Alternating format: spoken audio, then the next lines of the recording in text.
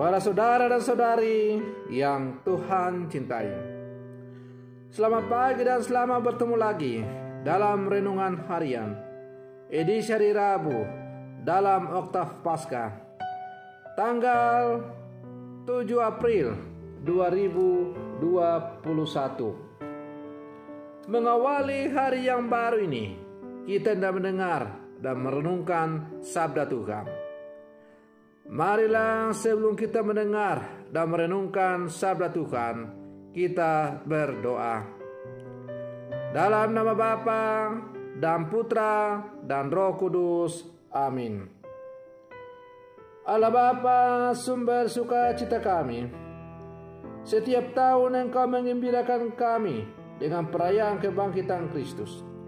Semoga perayaan yang kami langsungkan ini membimbing kami menuju sukacita abadi. Bersabdalah ya Tuhan, kami siap untuk mendengarkan. Terpujilah Engkau Bapa, Putra dan Roh Kudus, kini dan sepanjang segala masa. Amin.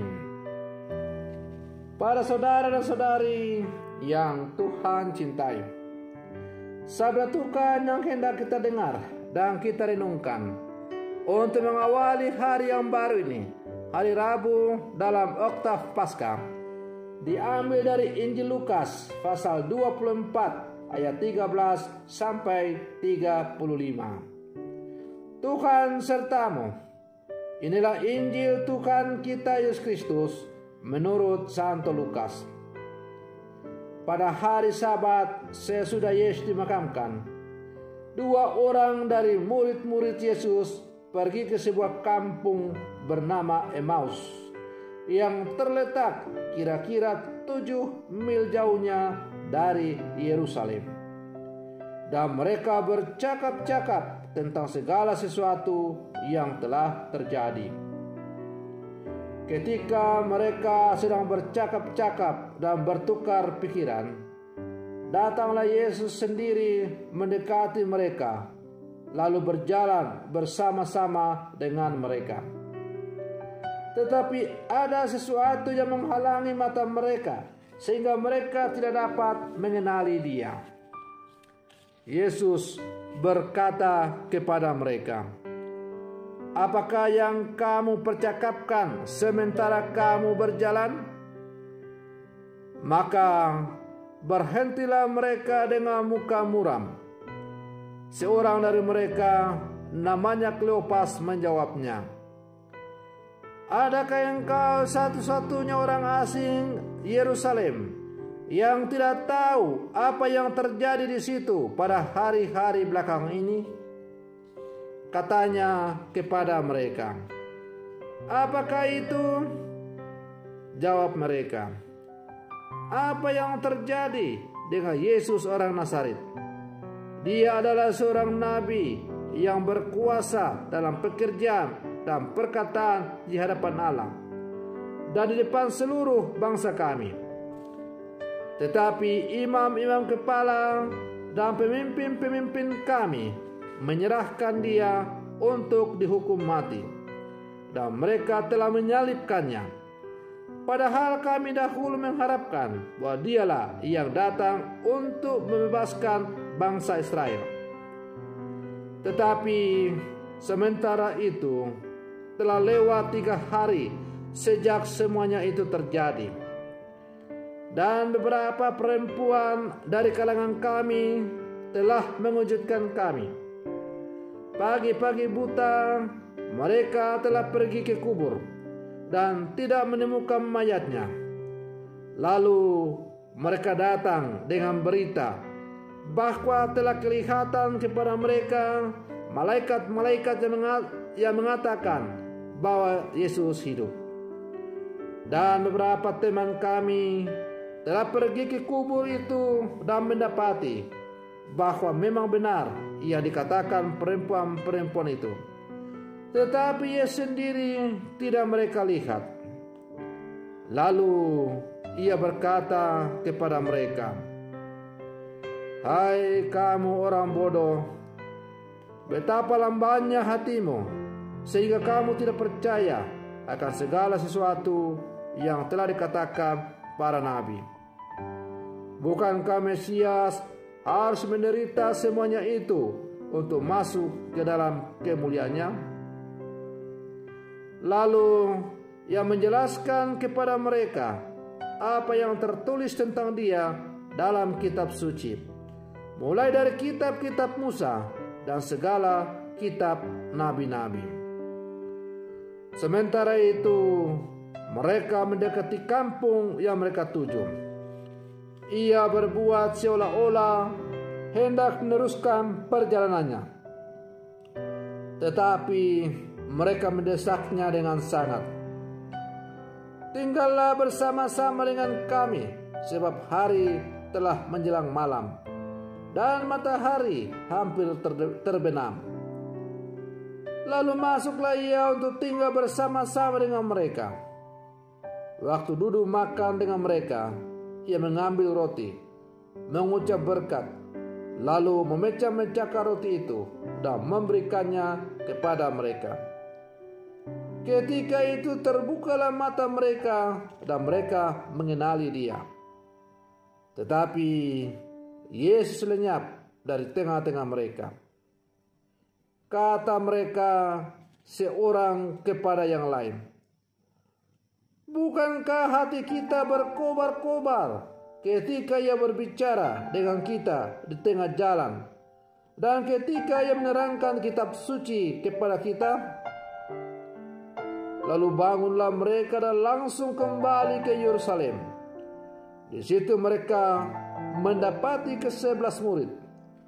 Mereka sedang berkumpul bersama teman-teman mereka. Kata mereka kepada kedua murid itu, "Sungguh Tuhan telah bangkit dan telah menampakkan diri kepada Simon."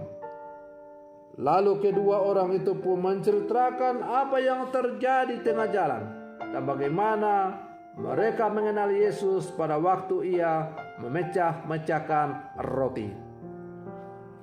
Demikianlah Injil Tuhan. Para saudara dan saudari yang Tuhan cintai, salah satu kisah menarik dari pengalaman kebangkitan Kristus adalah apa yang dialami oleh dua murid dalam perjalanan ke Emmaus. Sebagaimana yang kita dengarkan dalam kisah Injil hari ini. Mereka kecewa akan Yesus, dan kekecewaan itulah yang menggerakkan mereka berjalan kembali ke Emmaus. Dalam perjalanan itu mereka bercerita dan Tuhan hadir meskipun mereka tidak mengenalnya. Maka mereka baru terbuka hatinya ketika Yesus memecah-mecahkan roti, dan kesadaran itu menggerakkan mereka untuk kembali ke Yerusalem dengan sukacita dan keberanian baru. Para saudara dan saudari yang Tuhan cintai, apa yang dapat kita pelajari dari pengalaman dua murid dalam kisah Injil hari ini? Dua murid itu mewakili kita orang-orang beriman yang kerap kecewa dan putus asa ketika harapan kepada Tuhan justru terbentur dengan kenyataan-kenyataan yang mengecewakan. Kita mungkin kerap menaruh harapan-harapan yang besar dan menyenangkan pada Tuhan, namun mendadak kecewa kepadanya ketika kenyataan yang terjadi justru tidak menyenangkan kita. Iman yang dangkal kerap membutakan mata hati orang untuk percaya pada misteri dan karya besar yang dikerjakan Allah dalam hidup. Para saudara dan saudari yang Tuhan cintai, dalam pengalaman dua murid itu kita menemukan kebenaran ini, bahwa Tuhan kerap hadir dalam setiap kekecewaan yang kita alami melalui hal-hal yang sederhana. Misalnya melalui percakapan-percakapan sederhana atau sharing pengalaman yang kita lakukan dengan sesama. Kita hanya perlu membuka diri untuk melihat dan merasakan kehadirannya yang membawa sukacita. Para saudara dan saudari yang Tuhan cintai, pengalaman berjumpa Yesus yang bangkit yang dialami oleh dua orang murid yang sedang dalam perjalanan ke Emmaus memberi kita pelajaran hidup bahwasanya pengalaman luka dan air mata menimbulkan berbagai macam perasaan negatif seperti kecewa, kesal, marah, dan lain-lain. Secara manusiawi memang tidaklah mudah menerima seorang yang kita elok-elukan justru mati mengenaskan. Ada kekecewaan dan kegalauan yang sangat dalam di hati. Namun larut dalam perasaan-perasaan seperti itu justru kerap membuat kita tidak menyadari kehadiran nyata Allah dalam hidup kita. Kita tersandra oleh perasaan galau dan tidak mau membuka hati untuk menyambut hari esok yang cerah.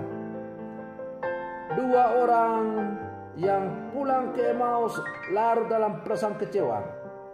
Akhirnya mereka tidak menyadari Tuhan yang berjalan dan bercakap-cakap dengan mereka.